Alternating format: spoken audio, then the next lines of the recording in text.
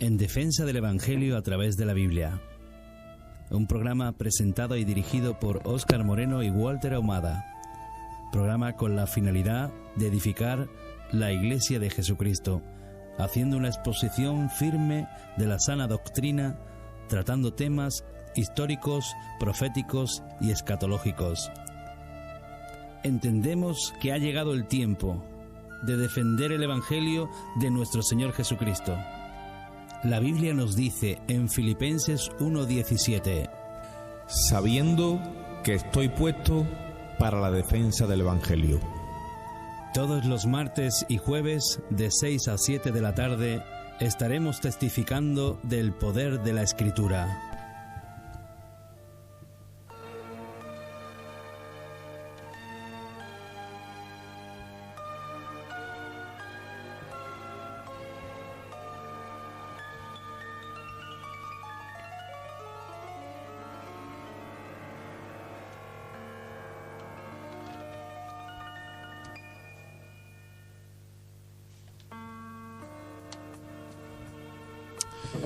Muy buenas, Dios bendiga a toda la audiencia de Radio Luz en esta hora.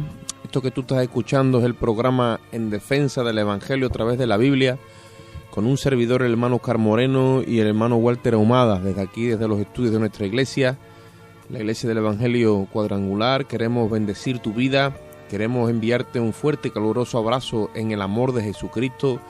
Y queremos pedirte, si tú quieres y puedes, pues que la próxima hora la pases con nosotros. Vamos a estar compartiendo una hora de programación, vamos a estar compartiendo las escrituras, tratando el tema acerca de lo que hemos definido como la verdad bíblica y la verdad presente.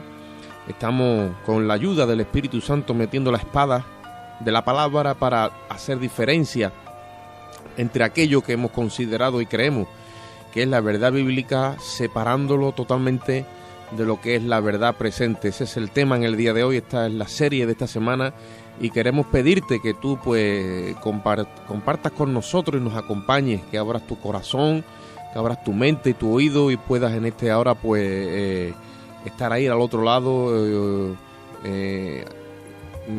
acompañándonos e incluso debatiendo, ¿por qué no?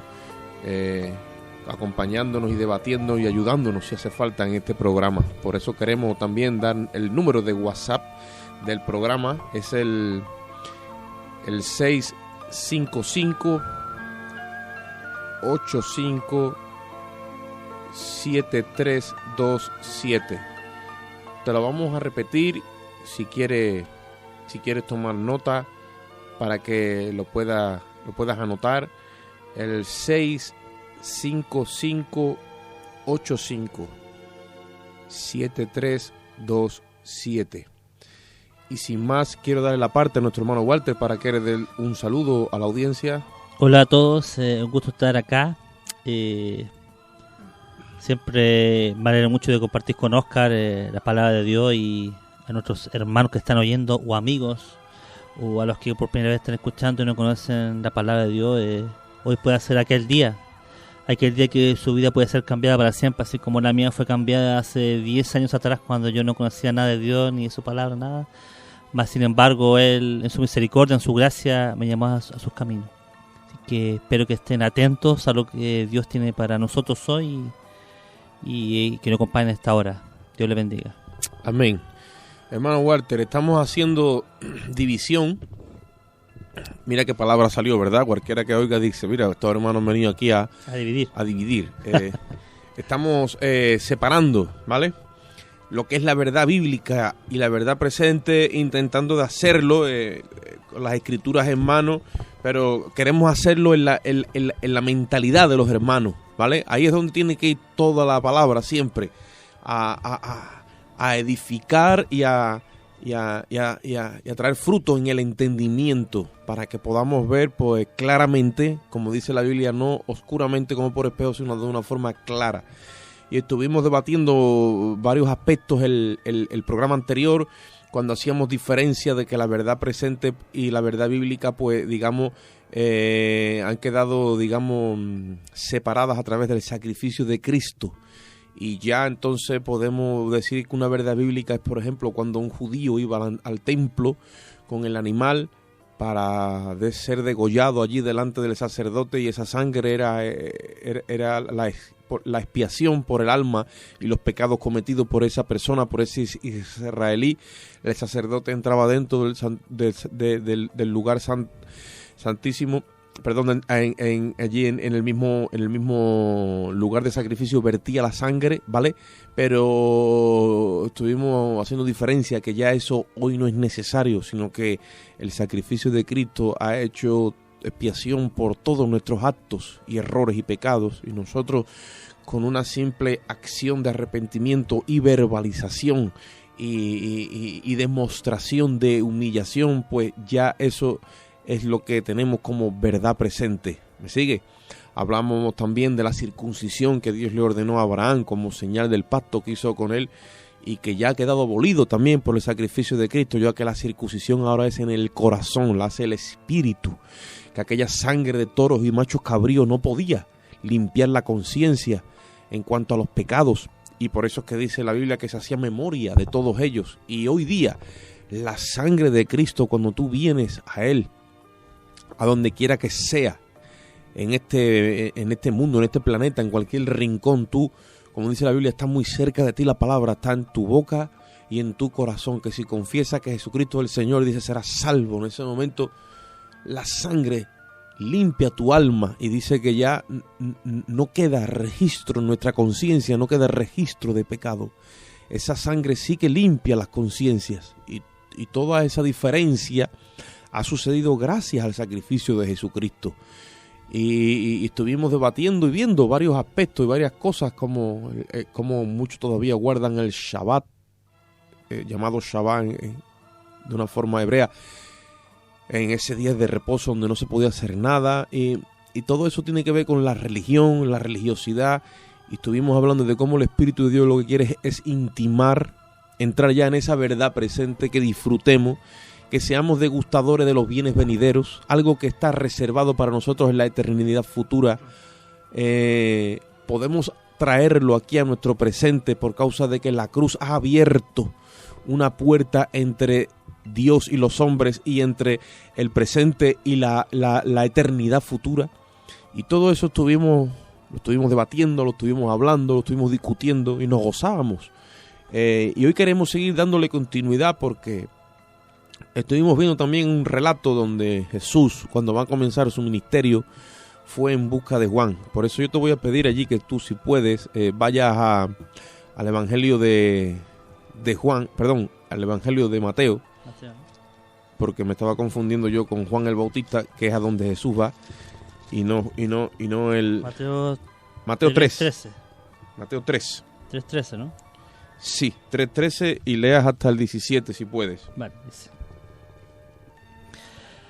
Entonces Jesús vino de Galilea a Juan, al Jordán, para ser bautizado por él. Mas Juan se lo oponía diciendo: Yo necesito ser bautizado por ti, ¿y tú vienes a mí? Pero Jesús le respondió: Deja ahora, porque así conviene que cumplamos toda justicia. Entonces le dejó. Jesús, después que fue bautizado, subió luego del agua, y he aquí los cielos le fueron abiertos, y vio el Espíritu de Dios que descendía como paloma y venía sobre él. Y hubo una voz del cielo que decía: Este es mi Hijo amado, en quien tengo complacencia. Amén. Díganos usted algo ahí, hermano Walter. Esto marca el comienzo del ministerio de Jesús. Amén. En pocas palabras, ¿no? Y en vez de ir a la eclesiastía, a los sacerdotes, a los escribas, a todo ese grupo de religiosos que había en ese tiempo en Israel, fue a este hombre humilde, hijo de sacerdote, que nunca había estado, en ese ámbito, ¿no? Más sin embargo, ¿por qué Jesús, al comenzar su ministerio, no fue a donde ellos, sino que a donde Juan, un hijo de sacerdote? Todos conocemos el nacimiento de Juan, ¿no? Todos conocemos la profecía de su nacimiento. Todos conocemos quién es él, que iba a ser el que iba a preparar el camino para, ¿me entiendes? Eso está escrito en el Antiguo Testamento. No es algo que se escribió después, sino que estaba escrito ya. Es una de las personas en el Antiguo Testamento que está escrito de él que también vendría. Claro. Y aquí lo tenemos. Una voz que clama en el desierto. Y también humanamente, 100%. Amén. ¿Me entiendes? Y ahí vemos cómo comienza yendo a él, porque ya estaba escrito. Es bueno que cumplamos toda justicia divina, no justicia de hombre. Amén. Por eso él fue a aquel lugar. Como tú comentabas, ya estaban deshechos en Malaquía el sacerdocio, pero ellos no se habían enterado para nada. Siguieron dándole los ritos, siguieron dando sacrificios, siguieron en su retaila, como decimos acá en Sevilla, y todas esas cosas, ¿no? Sí. Y ahí empieza el ministerio de Cristo, marcando esa verdad presente, marcando el camino, el rumbo. Amén. Mira lo que dice Levítico, capítulo 16 y versículo desde el 20 en adelante. Bueno, voy a leer 20, 21. Dice, y cuando hubiese acabado de expiar el santuario y el tabernáculo de reunión y el altar, hará traer el macho cabrío vivo, y pondrá Aarón sus 2 manos sobre la cabeza del macho cabrío vivo, y confesará sobre él los pecados y las iniquidades de los hijos de Israel, todas sus rebeliones y todos sus pecados, poniéndolo así sobre la cabeza del macho cabrío vivo, y lo enviará al desierto por mano de un hombre destinado para esto. En el día de la expiación, hermano Walter, se celebraba el día donde el sumo sacerdote que no entraba nunca en el lugar santísimo, ese día entraba. Y había un protocolo, había un ritual donde él tenía que sacrificar un becerro por su vida, por la vida de su familia. Después tenía que tener 2 machos cabrios, ¿vale? Sobre uno se sacrificaba y sobre otro se ponía las manos sobre su cabeza. Se confesaba todos los pecados del pueblo y después se le enviaba por una persona, como él dice, una persona que estaba ya destinada para eso, se enviaba lejos al desierto, ¿vale? Como tú bien has dicho antes, estamos en el punto crucial donde la revelación y lo que Dios había dejado establecido ya va a coger vida por el Espíritu en la persona de Cristo.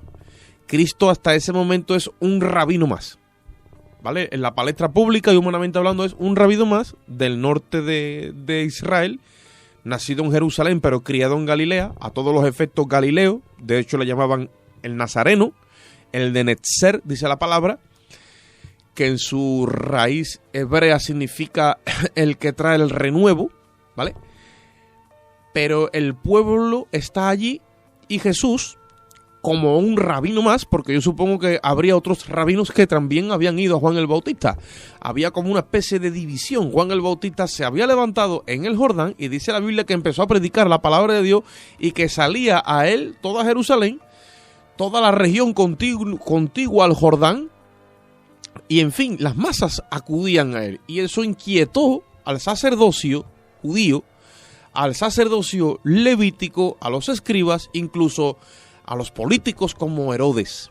Jesús, como bien todos sabemos y tú has leído, va en busca de Juan. ¿Por qué? Porque se va a hacer una transición, va a haber un cambio de poder, va a haber un traspaso de poderes, pero no están invitadas las televisiones, ni los fotógrafos, ni los periodistas. Están los que tenían que estar. Los grandes estaban en el templo, que es donde se expiaban los pecados, es donde oficialmente la ley de Moisés estaba siendo puesta en ejecución. Y Jesús se va a un lugar donde supuestamente estaba allí un loco hablando, un hombre vestido con piel de camello y con cinto de cuero diciendo arrepentidos y convertidos. ¿Qué sucede en ese momento? La Biblia dice que cuando Jesús llega delante de Juan, él le dice, yo tengo que ser bautizado por ti y tú vienes a mí. Y Jesús le dice, calla ahora, deja que cumplamos ¿qué? Toda justicia. Había un plan que Dios había trazado para sacar a la luz la justicia divina. Íbamos a salir de la justicia humana y de la justificación de sangre de animales para entrar en la justicia verdadera. La justicia verdadera nos vendría del mismo Dios. Tendría un ser humano que ser sacrificado. Y en ese momento es donde se va como a arrancar toda la maquinaria de Dios, va a coger vida en la persona de Cristo. Alguien tiene que autorizarlo. ¿Me sigue? ¿Quién creían los judíos que tenían autoridad delegada oficial para decir que algo es oficial. Sacerdotes, escribas, fariseos, todos los que pertenecían a la cámara política del Sanedrín. Pues Dios va y se le revela a un hombre llamado Juan. Y si te vas al capítulo 3 del libro de Lucas, dice la palabra que siendo gobernador de Galilea, Poncio Pilato, y de Iturea su hermano Felipe, y en el más al norte, en Galilea, en el norte estaba Herodes, y siendo esto, y el otro dice, y siendo Anás y Caifás sumo sacerdote, dice, vino la palabra de Dios a Juan, que estaba en el desierto. Está habiendo un rompimiento, está habiendo una división, está habiendo una separación. La verdad bíblica va a quedar en su lugar, en la Escritura. Pero la verdad presente se va a levantar. ¿Por qué? Porque la verdad presente es, la Escritura cogiendo vida por el Espíritu. Vamos en ese momento a entrar en un acto oficial donde la letra quedará en la letra y traerá muerte a todo el que siga en la letra, pero se va a empezar a levantar algo que va a tener vida, vivificado por el Espíritu en la persona de Cristo. Por eso dice la Biblia que la letra mata, mas el Espíritu vivifica. De hecho, aquel mismo día hizo acto de presencia el Espíritu en forma corporal de paloma para dar a conocer que iba a entrar un nuevo tiempo, y era el tiempo del Espíritu de Dios sobre, digamos, todos aquellos que creyeran en el plan de Dios. Amén. Para que los amigos que están escuchando, quizás que por primera vez escuchan o no son creyentes, es como que Cristo estaba siendo embestido. Amén. ¿Me entiendes? Él ya era el Hijo de Dios, el escogido de Dios, era Dios mismo hecho carne, y él ahí fue a vestirse. Luego, si seguimos leyendo, el Espíritu mismo lo lleva al desierto para empezar su ministerio. Entonces vemos en el relato cómo Dios da un giro a lo que los judíos creían, porque ellos se creían especiales, se creían diferentes a los demás. Claro que lo eran, el pueblo escogido de Dios, pero más sin embargo Dios había preparado la salvación para toda la humanidad, para todo aquel que creyera en Cristo. Por eso que Cristo va a donde Juan y prepara todo eso que Dios ya había hecho de antemano y empieza su ministerio. Amén. Y impresionante. Yo lo meditaba cuando una vez tú lo compartiste en un estudio acá, decía, lo medité mucho tiempo, decía, claro. Por eso, porque lo leemos tan rápido las cosas, no le ponemos atención. ¿Por qué fue allá? No, fue allá porque tú ibas para allá, no. Pero en realidad tiene mucho más que eso. Y yo viene desde antes, ya estaba escrito, estaba preparado. Amén. Para comenzar en esta nueva verdad presente, que es la verdad presente y la verdad futura hasta que Él venga nuevamente. Hermano Walter, la Escritura va a ser separada, la Escritura está compuesta de letra y de espíritu. ¿Me sigue? Hay una parte que está viva, hay otra que está inanimada, no tiene vida. Y si nosotros estamos buscando la vida, hay que buscarle el rastro a Cristo. Por eso Jesucristo dijo, escudriñad ¿qué? Las Escrituras. Y después dijo, porque a ustedes os parece que en ella está la vida eterna, pero no está la vida eterna en el escudriñamiento de la Escritura como tal, no. Está en el escudriñamiento de la Escritura buscando a Cristo. Amén. Y entonces sí que hayas la vida eterna, porque en esto se define la vida eterna, en conocerte a ti, que eres el Dios verdadero, dijo Cristo, y a Jesucristo a quien has enviado. Por eso dijo, escudriñad las Escrituras, porque a ustedes os parece que en ellas está la vida eterna, pero ellas dan testimonio de mí. Entonces, cuando el sumo sacerdote Aarón ponía sus manos sobre aquel macho cabrio y confesaba todos los pecados del pueblo, es como que simbólicamente había una transacción, o sea, era una transferencia. Y el sumo sacerdote, como cabeza física, tenía la autoridad legal de parte de Dios de coger todos los pecados que había cometido el pueblo durante el año y transferirlos al cuerpo de ese macho cabrio. ¿Vale? La ceremonia se celebraba con dos machos cabrios. Uno era sacrificado y derramada su sangre, y otro era enviado lejos al desierto. Uno simbolizaba que tenía que ser derramada sangre para la limpieza del pecado, y por eso es que uno se sacrificaba, pero otro dice que se confesaba los pecados sobre su cabeza y era enviado a un lugar en el desierto inhabitado, simbolizando a dónde quedan los pecados del pueblo, en base a lo que a cuando son quitados del pueblo, ¿a dónde queda? Queda en un lugar inhabitado. Eso sí, eso estaba hablando de cuando Cristo viniese y derramase su sangre, iba a sacar los pecados de la memoria de Dios. Imagínate. Y eso sí que, madre mía, eso sí que... Es difícil. Sí. Porque hay un acta de decreto que dice que se levanta en contra de cada ser humano. Está escrito. Están escritos todos los pecados de la humanidad en actas individuales. Imagínate. Mira, a un ordenador se le va la memoria y llega un informático que sabe de la materia y le saca la memoria, se mete en el disco duro porque en alguna parte está. Me sigue, ¿no? Sí. Tú imagínate para sacar de la memoria de Dios los pecados. Dios, que es omnisciente, omnipresente, omnipotente. Él habita incluso en las partículas en las moléculas del aire, en las moléculas del agua. Él habita toda la eternidad, Él habita en el universo, Él habita en todo lo que existe y lo que no existe. Él lo llena. Dice que Dios llena la eternidad. Amén. Y nuestros pecados son sacados de la memoria de Dios por el derramamiento de la sangre.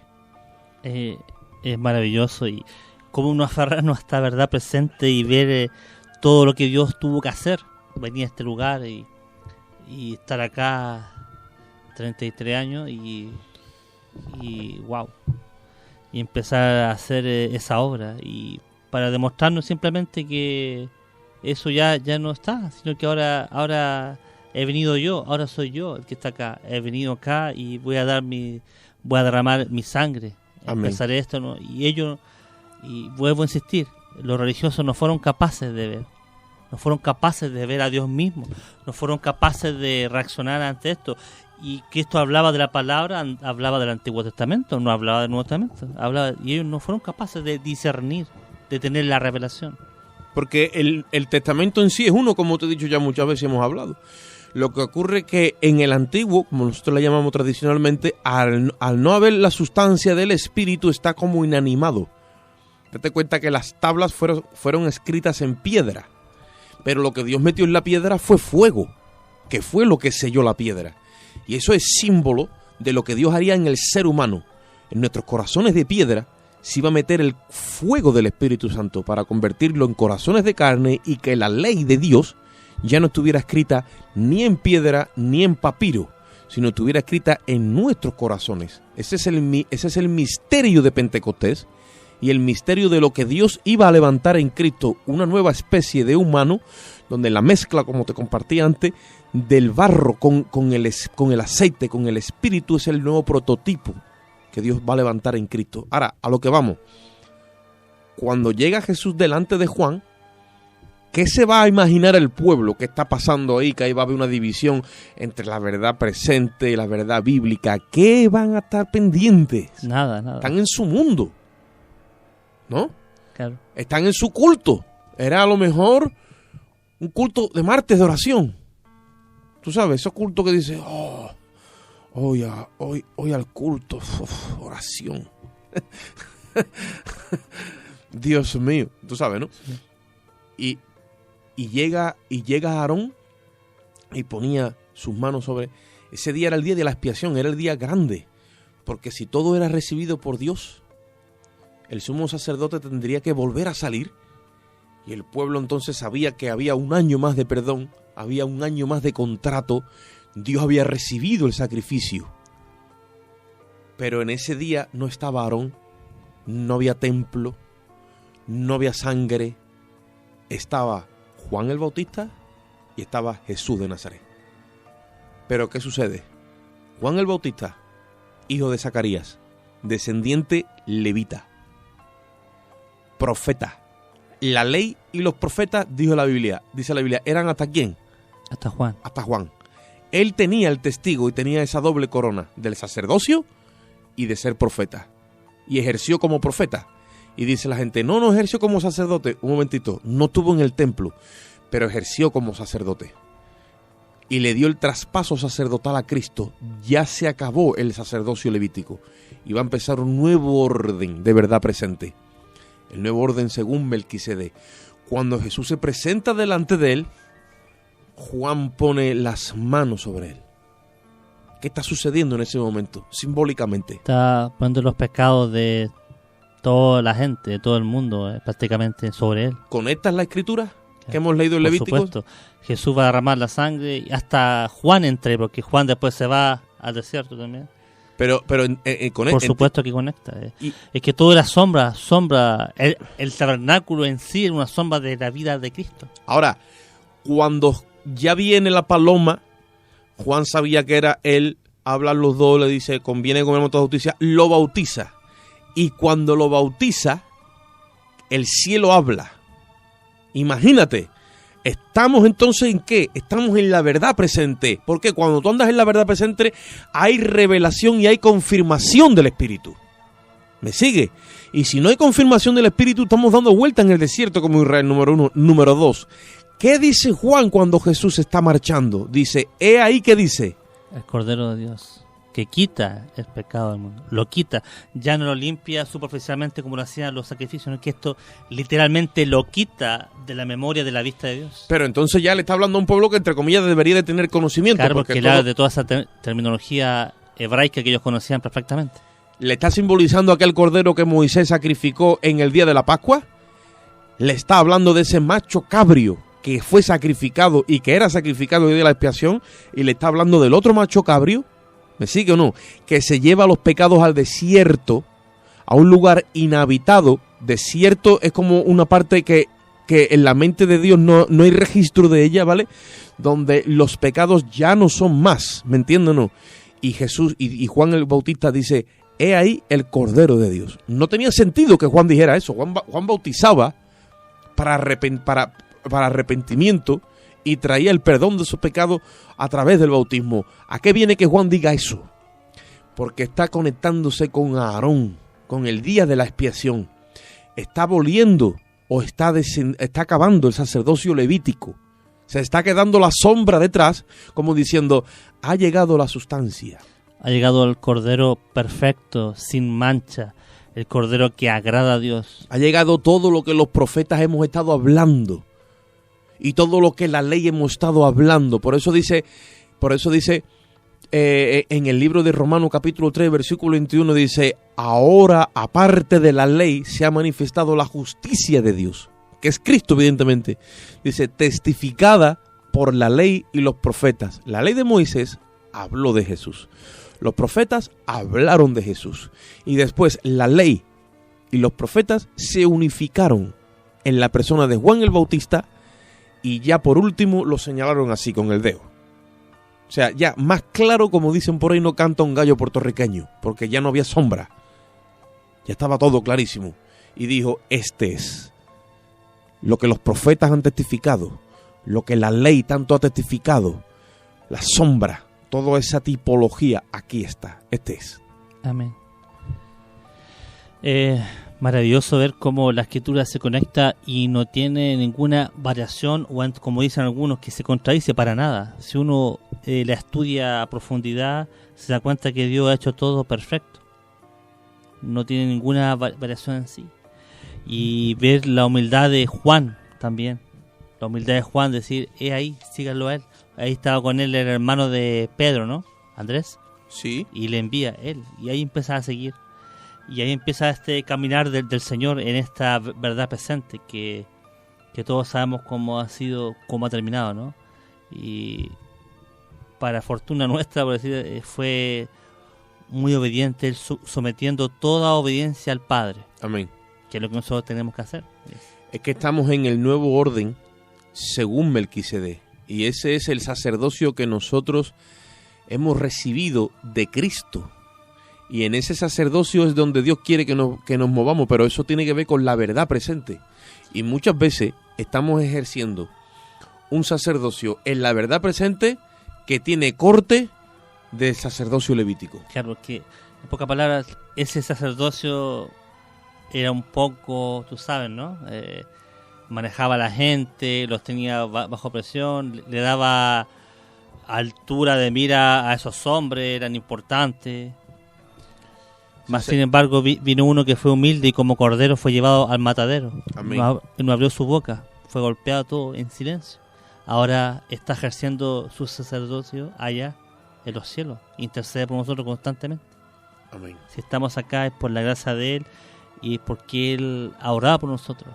Él intercede por los creyentes, por los que no son creyentes. La Biblia dice que tenemos un sumo sacerdote que intercede por nosotros. Claro. Y que hay un solo Dios y un solo mediador ahora. Ya no es Moisés. Ya no son los sacerdotes levitas. Hay uno solo, se llama Jesucristo. Eso es lo que nos hace diferentes a las religiones, que todas tienen su líder muerto. La gran mayoría está muerto, número uno. Número dos, no puede ejercer ni mediar por ninguno de sus seguidores porque ya ha muerto. Y nosotros muchas veces como que perdemos de vista que nuestro mediador y nuestro sumo sacerdote está vivo, tal como estuvo aquí, vivo, pero bien vivo. Lo que pasa es que se ha trasladado a la misma presencia de Dios para interceder delante de su majestad en las alturas, dice la palabra. Amén. Y entonces esa verdad presente muchas veces se hace carente en nosotros por la falta de conocimiento. Y está escrito, pero no lo tenemos como a manera de revelación. Se ha quedado la escritura sin sustancia, sin aceite. Este día Dios empezó a separarla. Pero ¿y en nosotros? ¿Cuándo se separa esa verdad bíblica? Es por eso que, perdón Oscar, es por eso que a veces los hermanos creen más en un líder, un pastor, cuando ellos mismos tienen ese Espíritu Santo para poder orar, ¿me entiendes? Por un enfermo. Porque, ¿me entiendes lo que te quiero decir? Claro, no te voy a entender si uno de los motivos por el que siempre está este programa en vivo todavía es para darle autoridad a la Escritura. Exacto. Entonces, ese es el tema. No necesitamos, sí, digamos, simplemente doblar nuestra rodilla y acercarnos confiadamente al trono de la gracia de Dios. Amén. Y orar por nuestros pastores, por nuestros líderes, orar por los enfermos, por nuestras vidas, por todo. Sí, Señor. Vamos a dejar a la audiencia con una pausa musical y ahora volvemos con este compartir.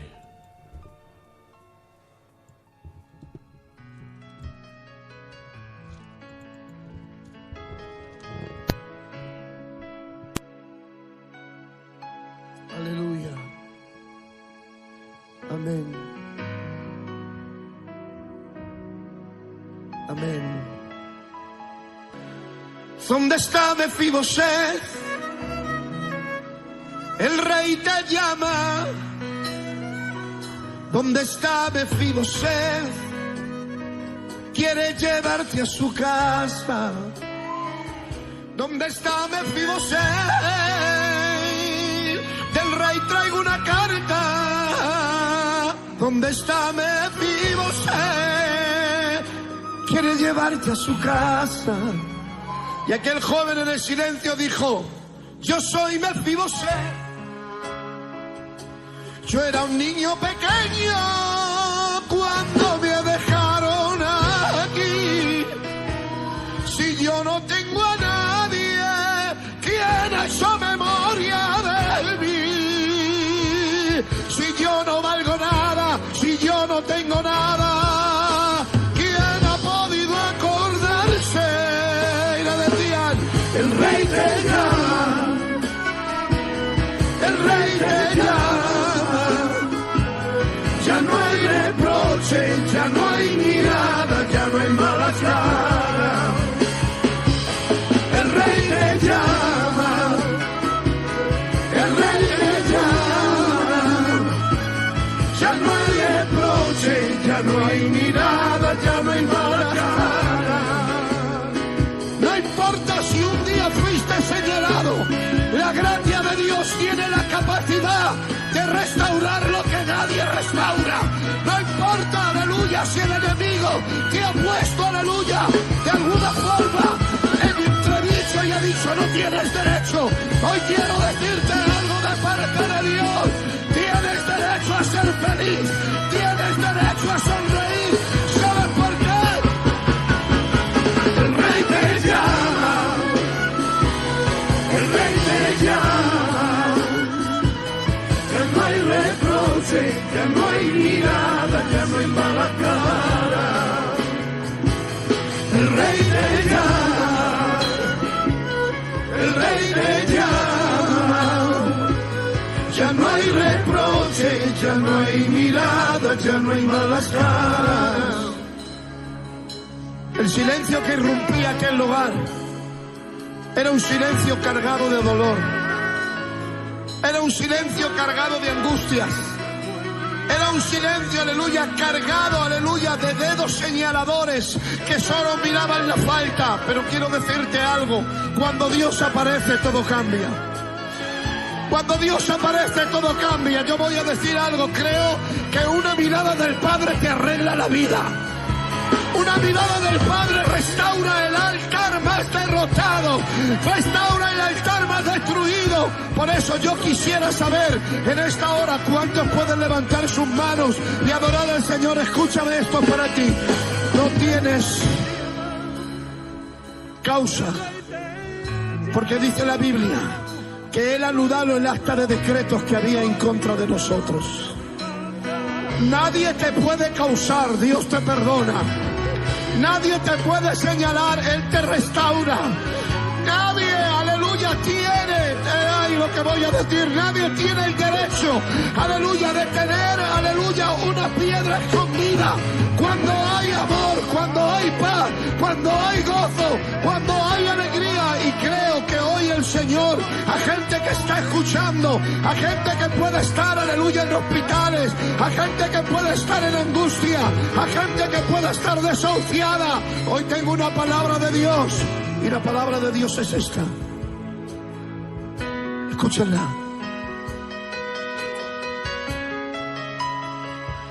El Rey te llama. El Rey te llama.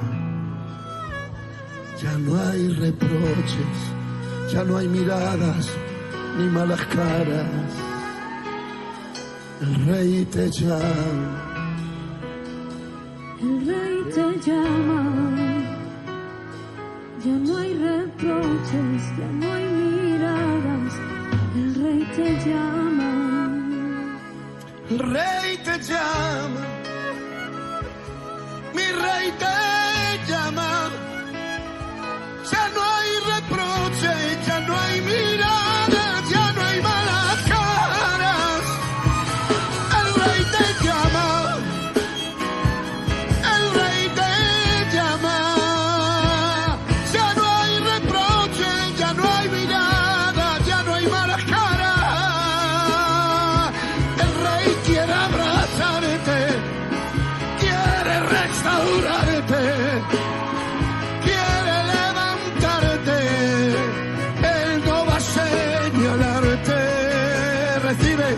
El Rey te llama. ¿Hay alguien aquí que lo diga? El Rey te llama.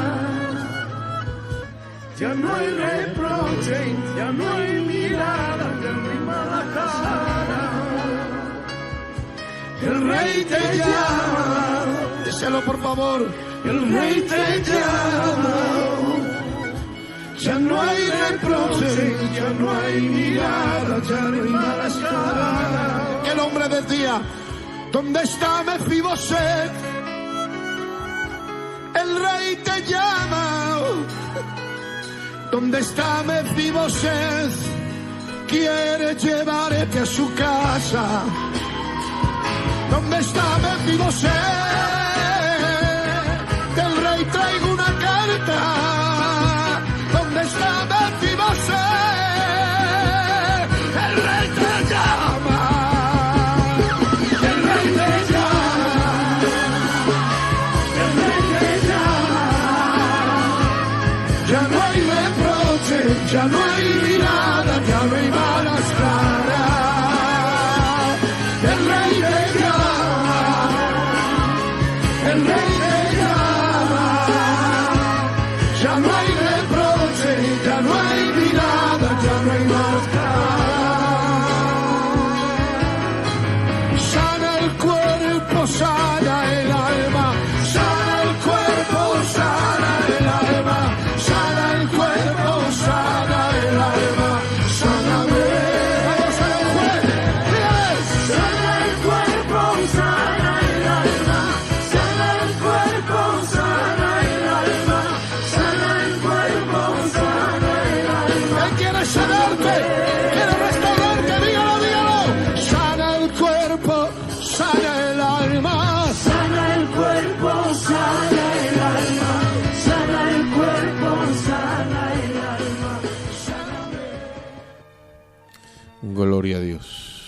El Rey te llama, hermano Walter.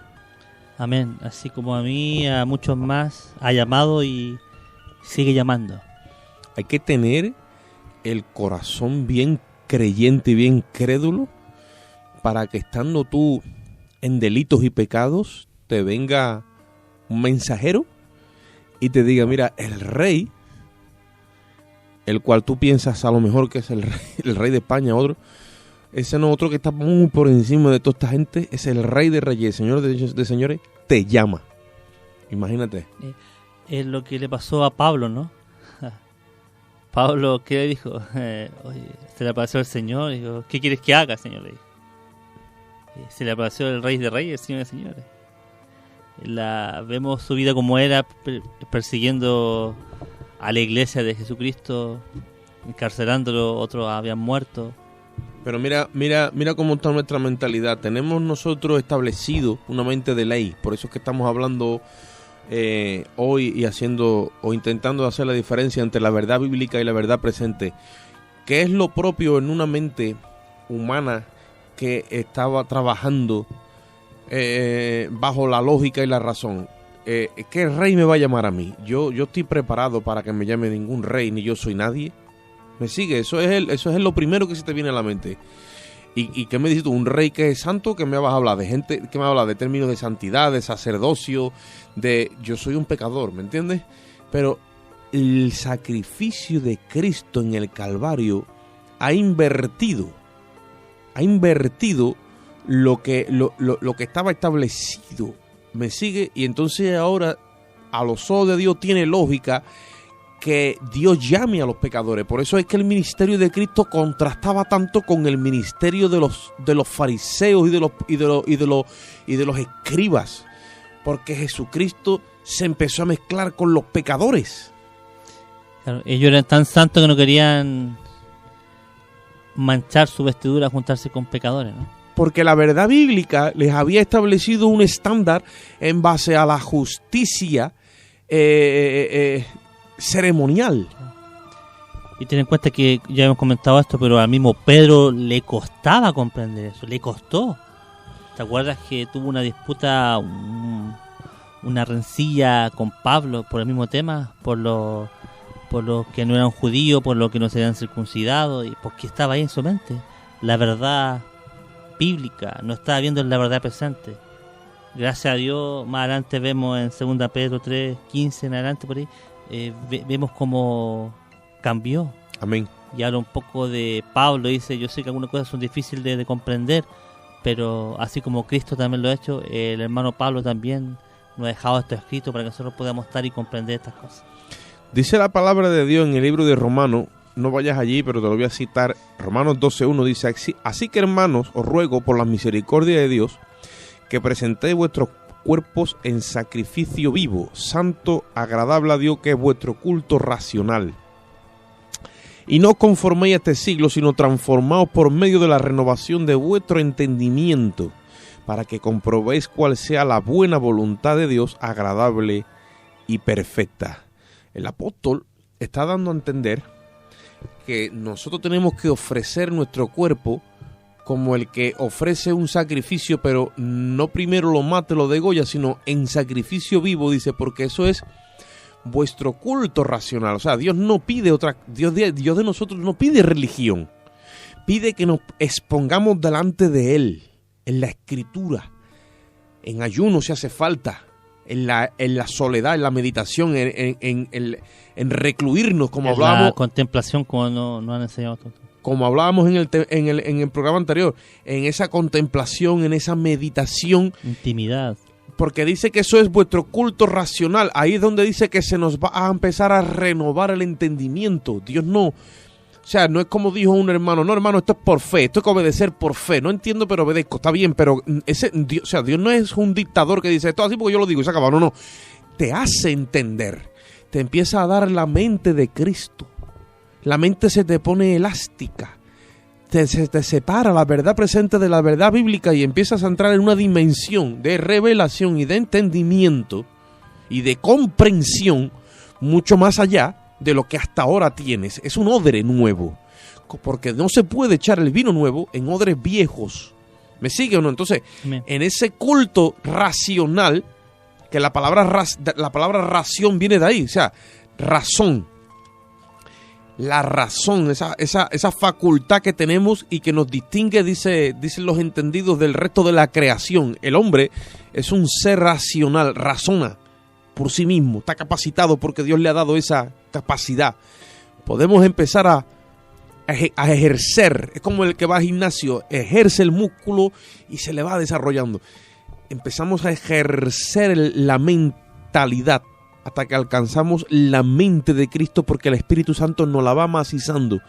Y con esa capacidad de mentalidad, entonces que empezamos a tener un orden nuevo donde sí que Dios puede entonces depositar, meter como un continente, ¿no? Mete el contenido de todo lo que tiene para nosotros. Y entramos en una nueva dimensión, es una nueva esfera de gloria. Es el nuevo hombre creado según Dios. Vivimos la vida de resurrección, aun cuando todavía estamos en esta materia caída, en esta dimensión adámica caída. Y la iglesia se le hace difícil, le cuesta vivir a plenitud y a cabalidad esa verdad. Acá tenemos el ejemplo de intimidad con el Señor, importando las circunstancias. En el libro de Revelaciones o Apocalipsis, donde en Apocalipsis 1 dice: la revelación de Jesucristo que Dios le dio para manifestar a sus siervos las cosas que deben suceder pronto, y la declaró enviándola por medio de su ángel a su siervo Juan, que ha dado testimonio de las palabras de Dios y del testimonio de Jesucristo y de todas las cosas que ha visto. Bienaventurado el que lee, los que oyen las palabras de esta profecía y guarden las cosas en ella escritas, porque el tiempo está cerca. Es cortito, pero es profundo. Amén. Este libro, en pocas palabras, el último libro de la Biblia, donde nos muestra el último tiempo de la humanidad como tal, donde nos muestra a Cristo reinando, viene por su iglesia, ¿cierto? Sí. Viene tiempos difíciles, después venimos juntamente con Él a reinar, venimos a luchar con Él. Todo eso está revelado. ¿Cómo fue posible que Juan, estando prisionero en Patmos, fue esta revelación? Porque tenía esa intimidad, tenía esa nueva revelación del tiempo presente. Esto es tan presente que está en un presente futuro, ¿me entiendes? Es tremendo. Eso un mismo, presente eterno. Eterno, justamente. Me gusta esa palabra, un presente eterno. Es lo que Dios hoy en día está hablando. O sea, está todo escrito. Lo que Dios te va a hablar está todo escrito acá. Lo que pasa es que a veces Dios necesita hablarte audiblemente, necesita mostrarte en una visión, un sueño, para que tú puedas entender y puedas ver que esto va a suceder. Por eso necesitamos estar presentes. Amén. ¿Entiendes? La palabra sacerdote, hermano Walter, significa uno que ya no vive para sí, sino que vive para los demás. Perdón. El sacerdocio levítico nunca consiguió eso. Aunque físicamente los levitas estaban apartados para el único y exclusivo uso de Dios, en cuanto a lo que era el trabajo secular y la dedicación, a lo que era el oficio sacerdotal, ellos estaban consagrados a tratar con el mobiliario santo, con el templo, todo eso. Ahora, los días de hoy, ¿qué sucede con la iglesia? Porque tú sabes que hay evangelio de templo. Día de culto, todo el mundo corre para el templo, propio y lógico, pero entre comillas, no dejando de congregar, o como dicen muchos, por ahí empieza también, hay verdad y hay manipulación. Pero ¿será verdaderamente que yo le tengo que servir a Dios entre cuatro paredes? ¿O el templo es mi cuerpo? El templo es nuestro cuerpo, y Cristo nos dio una lección. ¿Dónde predicaba mayormente Él? En la sinagoga, por supuesto, que lo hizo al principio, después ya no lo permitían, pero su mayor parte del ministerio estuvo en las calles, fuera de todo aparesto, siempre compartiendo y predicando. Porque el verdadero sacerdocio y el oficio del sacerdocio se ejecuta en este tabernáculo en el que estamos. Ahí tiene que haber una acción de humillación. El sacerdote que es Cristo no para de interceder, dice la Biblia, que intercede por nosotros para siempre. Por eso que ya no muere más y por eso tiene esa facultad en él como hombre. Ese sacerdocio es el que él ha compartido con cada uno de nosotros. Nosotros no somos de ninguna tribu. levítica ni de ninguna descendencia. Ha sido en otro orden, ha sido según el orden de Melquisedec. Y mira lo que dice en el libro de Hebreo capítulo 7, versículo 11, dice: si pues la perfección fuera por el sacerdocio levítico, porque bajo él recibió la ley el pueblo, ¿qué necesidad habría aún de que se levantase otro sacerdote según el orden de Melquisedec y no fuese llamado según el orden de Aarón? Porque cambiado el sacerdocio, necesario es que también haya ¿qué? Cambio de ley. Por eso es que muchos piensan que no, que la ley de Moisés ya no vale. No, sí vale, sí, pero hemos entrado en el nuevo régimen de vida en Cristo y esa es la ley de la fe. ¿Me sigue? Entonces tenemos que agarrarnos a la Escritura, pero cuidado que la Escritura está viva. ¿Me sigue? No está muerta, está viva. Y al estar viva, viene con revelación. Y Dios te muestra, y Dios te habla, y Dios te enseña, y Dios te trata. ¿Me sigue? Y no quiere que tú te muevas como un autómata, como un religioso. La Escritura, cuando llega viva al corazón de un hijo de Dios, y el Espíritu la usa como herramienta, ¿sabes para qué? Es para traer una relación, como hablábamos antes, para intimar, es para parir, es para dar fruto. El Espíritu Santo nos preña de Jesucristo, nos preña de revelación. Tenemos vida eterna, inmortalidad en nosotros, y cuando, como aquel grano de trigo, cuando empezamos a morir a nosotros y somos sacerdotes, ya no vivimos para nosotros, sino que vivimos para los demás, ese preñamiento explota, o sea, damos a luz fruto, damos a luz vida, damos a luz obras de fe, damos a luz lo que Dios tiene para nosotros, lo mismo que Cristo dio a luz todo lo que tenemos hoy. ¿Me sigue? Entonces dice que es necesario el cambio de ley. Dice, porque en aquel, dice, y aquel de quien se dice esto era de otra tribu, la cual nadie sirvió al altar. Porque manifiesto es que el Señor era de la tribu de Judá, y de nada habló Moisés en lo tocante al sacerdocio. ¿A qué tribu pertenecías tú? ¿Y a qué tribu pertenecía yo? A ninguna, la verdad. Yo pertenezco ahora pertenezco a la de Jesucristo. Amén.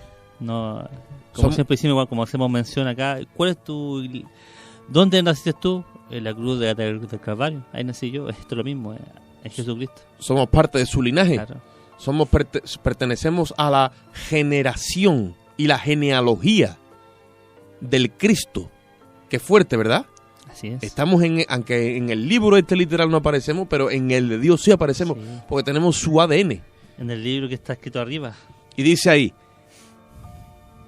y por eso es que Cristo aparece en la escena como sacerdote y no pertenecía a la tribu de Levítico. Dice que Moisés nunca habló nada de la tribu de Judá en lo tocante al sacerdocio. Dice, y esto es más manifiesto aún, dice, si a semejanza de Melquisedec, estás leyendo, hermano Huerta, dice, se levanta un sacerdote distinto, no constituido conforme a la ley del mandamiento acerca de la descendencia. ¿Sabes lo que quiere decir eso, no? Que los padres, ¿me sigue?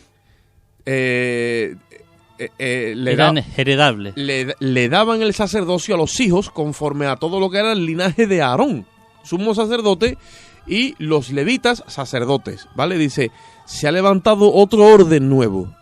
Dice, según el poder de una vida indestructible, pues se da testimonio de él, tú eres sacerdote para siempre, según el orden de Melquisedec. Nosotros hemos entrado en ese linaje sacerdotal. Esa es la verdad presente. Tenemos que salir ya de la verdad bíblica, en el orden de ejercer el oficio. ¿Me sigue? Y tenemos que entender que se nos ha llamado a un sacerdocio y que tenemos la misma estructura y ADN que nuestro sumo sacerdote. O sea, tenemos una vida indestructible y no asumimos esa verdad. Y nos tenemos que enterar de que así como Cristo vivió su ministerio en el Espíritu Santo humanamente, nosotros también lo hacemos. ¿Me entiendes? Simplemente tenemos que aferrarnos y creer a Dios aquello. Amén. Así como los primeros discípulos, como los discípulos, como los apóstoles, como todo aquello. El mismo Espíritu Santo que ellos tenían es el que tenemos nosotros hoy. ¿Me entiendes? Y eso creo que donde a veces nos quedamos un poco y estamos en la lucha constante y no somos capaces de ver. Pero como hemos dicho antes, Cristo es la clave de todo esto. Aferrémonos a Cristo en esa cruz donde Él derramó su sangre y veremos la revelación del Señor en la intimidad buscándole. No hay otra forma de hacerlo, no hay otra forma. Si hubiese otra forma, como siempre hemos dicho, Él le habría comentado, lo había dejado escrito, pero no hay otra forma. Por algo Cristo se apartaba constantemente y buscaba en la intimidad solo, en la intimidad a Dios. El escritor de Hebreos dice esto, hermano Walter. Dice, ahora bien, tenemos mucho que decir, pero es difícil de explicar. ¿Por qué? Dice, porque os habéis hecho tardos para oír. Y ahí es donde yo quisiera que culmináramos este estudio de hoy, este compartir. Porque cuando nosotros nos hacemos tardos para oír, es como que se detiene el ejercicio, se detiene el oficio. ¿Me entiendes? Y dice que debiéramos nosotros de ser ya maduros, expertos en la palabra de justicia. Mas sin embargo, como dice el apóstol, debiendo ser maestros, se nos es necesario otra vez tratar como a niños, darnos alimento líquido, blando, y no poder participar de la vianda sólida, que es la verdad, y ejercernos en la verdad. La palabra de justicia es la verdad. El creyente maduro ya llega un momento que sí, dice, yo quiero la verdad. La verdad llega, la verdad te puede perjudicar en muchas áreas, pero necesitas la verdad. Amén. Porque ya te has dado cuenta que no puedes vivir sin la verdad. Y la verdad va a matar todo lo que está vivo en tu humanidad, en tu carnalidad, para que seas para los demás. ¿Me sigue? Ese es el problema de la verdad. Y muchos pues no quieren venir a la verdad y se quedan como niños, se quedan todavía tomando lechecita. Les interesa que el yo esté vivo. Claro, lo que pasa es que Dios nos llamó a ser como niños en el sentido de creerle a nuestros padres como ellos, como esos niños creen, creerle a Dios como niños, pero no a ser infantiles, que es muy diferente. Amén. ¿Me entiendes? Ser infantiles es otra cosa. Pero la palabra habla de un infantilismo cuando claro, te estoy porque diciendo leche. Exactamente, de no querer madurar, de no querer ir más allá. ¿Por qué? Porque no les conviene. ¿Me entiendes? La verdad tiene un único, solo y exclusivo camino, se llama Jesucristo. Amén. Y esa verdad es la verdad presente. Si nosotros queremos verdaderamente escalar a la cumbre, llegar al supremo llamamiento de Dios, como dice la palabra, culminar el llamado de Dios para nuestra vida y poder presentarnos con la conciencia tranquila delante de la presencia de Dios, como dice el apóstol, diciendo, he acabado mi carrera y he guardado la fe. Debemos entonces de engullir todo compartir, meditar en la soledad y decir, Dios mío, puede ser que yo haya venido andando en la verdad bíblica. Como dijo Job, yo después de todo esto, yo creo que de oídas te había oído. Yo creía que te conocía, pero yo te había oído. Ahora es que mis ojos te ven. Job hizo unas expresiones impresionantes cuando ya ha sido procesado por Dios. Dijo, aunque él me mate, en él esperaré. Y aunque esta mi carne se deshaga, yo sé que mis ojos le verán. Mira ya ve, la fe que hablaba iba más allá de la muerte. Estaba conectado con la eternidad. Y eso es lo que Dios necesita, gente de peso. Gente que verdaderamente no le tiemble el pulso, sepa lo que está hablando, sepa lo que está manejando. Está conectado con la eternidad futura. Tiene conexión con el Dios eterno. Ese es el problema, que la gente no le toma el peso. Cristo mismo dijo, más vale que cuando vengas a mí, tengas claro, no seas como este rey que va a la guerra con 10.000 y los otros son 100.000, ¿me entiendes? O quien va a hacer una torre y no le alcanza el dinero. Tenemos que coger conciencia y ver la realidad. Y de verdad que esto no es un juego, no es ir a la iglesia y cantar.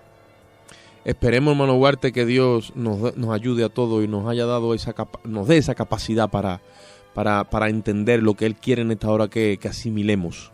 El tiempo nos alcanzó, hermano, amigo, oyente. Esto que tú has escuchado es el programa En Defensa del Evangelio a través de la Biblia con mi hermano Walter Oscar Moreno, siervo de Jesucristo, al servicio de la comunidad y de la iglesia. Y te emplazamos para una próxima audiencia, si así Dios lo quiere y lo permite. Un saludo y que Dios te bendiga. Hasta aquí el programa En Defensa del Evangelio a través de la Biblia. Ha sido dirigido por Óscar Moreno y Walter Ahumada.